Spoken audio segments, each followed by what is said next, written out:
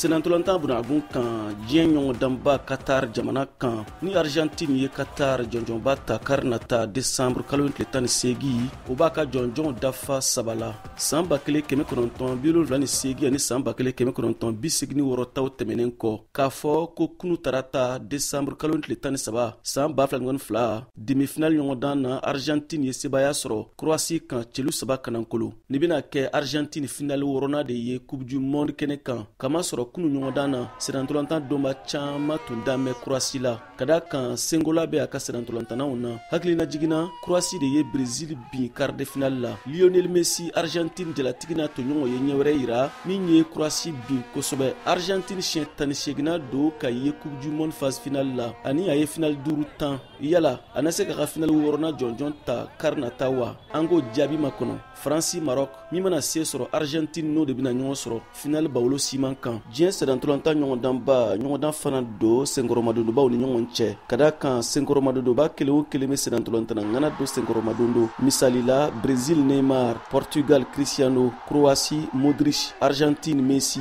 walima France Mbappé. Kader Traoré VOA lasigiden Wagadugu Burkina Faso. O kɔrɔ ko nin ŋana ninnu bɛ u ka jamanaw ɲɛfɛ wa an y'an kanbɔ fasoden dɔw ma ka se ka olu ka hakilinataw lɔn Abdala Kabore ye o dɔ ye. Caman b'u Argentine supporter Messi kama parce que an bɛ se ka fɔ kun ka ballon mɔgɔ caman kulela parce que Messi bin don ni jama ye on dirait Burkina le tomo jouer la c'est bien vrai on bɛ se ka Argentine supporter mais nin kɔni Messi kama lo Cristiano fana filɛ ne yɛrɛ bɛ Cristiano supporter mais Portugal ka ko fana ti ten. Abubakari Traoré fana ko n'i ko Coupe du Monde i ko joueur ba. Ni dugu dɔ yɛrɛ bɛ jouer n'i y'a fɔ ko France bɛ jouer n'i m'a fɔ Mbappé bɛ jouer yɔrɔ min na ou bien Argentine Messi bɛ jouer yɔrɔ min na ou Portugal Cristiano ka équipe mɔgɔ caman t'a lɔn Portugal ka jouer et puis entraîneur Cristiano bila kɔfɛ équipe éliminée no a man digi mɔgɔ la mais le fait que équipe éliminée k'a to Cristiano man jouer dɔrɔn no digira mɔgɔ la. Sinamaya fana de bɛ joueur ba nin tɔgɔ wasa Ali Sow ka fɔtara. A jateminɛ ka filɛ yɛrɛ ɲɔgɔn sɔsɔ caman bɛ kɛ Cristiano ale ni Messi gɛrɛfɛ Cristiano ka mɔgɔ bɛ Messi ka mɔgɔ bɛ Mbappé ka mɔgɔ bɛ n terikɛ dɔ yɛrɛ bɛ depuis Zidane yi ballontan dabila lomi fo bi a ma ballontan filɛ tugun ale fana kun ye Zidane lo kanu. Nka mun le kosɔn farafinna senatolantala ŋanaw tɔgɔ ma fɔ caman ni Coupe du Monde nin na. A ma fɔ ko o b'u tubabuw dɔrɔn lo kanu Égyptien Mohamed Salah a kanubagaw bɛ yen Sadio Mané ma sɔrɔ ka taa Coupe du Monde na sinon a tɔgɔ fana kun bɛ fɔ caman Ghanéen kɛ André Ayew ale fana tɔgɔ kun bɛ fɔ caman fɛn min bɛ ballontan yɛrɛ fana sɔsɔri caya o ye a sinaya nin ye. An bɛ waati min na i n'a fɔ sisan senatolontan baba saba le tora Lionel Messi, Kylian Mbappé ani Marocain ka Hakim Ziyech an bɛna lɔn min bɛna se ka nin Coupe du Monde nin ŋanaya ta nin tun ye Kader Traoré kumakan ye ka bɔ Wagadugu Burkina Faso.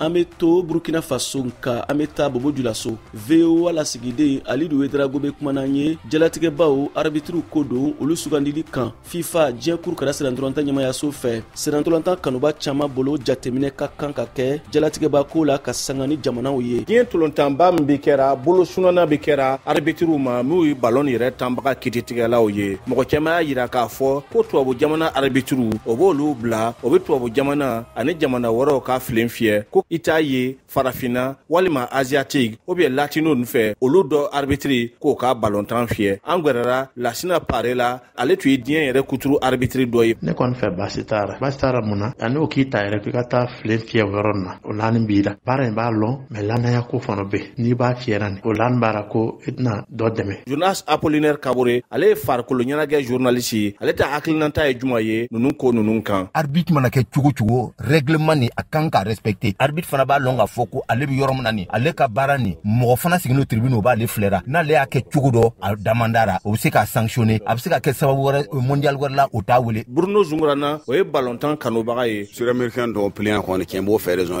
il y a un conflit d'intérêt programmation kan ka kɛ tɔgɔ min africain ni européen bɛ jouer normalement sud-américain lu kan ka fiyɛ ou bien asiatique mais olu programmation bɛɛ taara kɛ européen arbitre ni c'est pas bon ils ont raison olu b'a kɛ comme européen olu ye arbitre ɲanɔ et pourtant asiatique ni africain kɛmɛ arbitre ɲanɔ b'an bolo la o m'a prévoir ka changer a bɛna ballontan bɛɛ ɲagamu. Ni tun ye Alidu Wedrago kumakan ye VOA Banbara tɔgɔra Bobo Julaso. Ka kuncɛ hakilinajigi ka kɛ ka ɲɛsin Salifu Keita ma Mali senantolantana kɔrɔ don farafina ballon d'or fɔlɔ don n'o ye jɔnjɔnba ye senantolanta bunagun kan sengola tun b'a la kosɛbɛ Salif Keita n'a bɛ wele Domingo a tɔgɔ ye farafina senantolantan kɛ ka babaw ani kɔbaw tigɛ a ka ja Mali senantolantan Salif Keita y'a ka san 76 ɲɛnamaya ɲina san 2022 in na an b'a fɔ kɔ san bɛ sanbɛ ala ka san caaman yira na ka kunnafoni nunu lase alidu wedrago bobo julaso burkina faso kader traoré wagadugu burkina faso ani ne yɛrɛ siaka traoré bamako mali la a k'an bɛ sini alamisa desanburu kalo tile 15 san 2022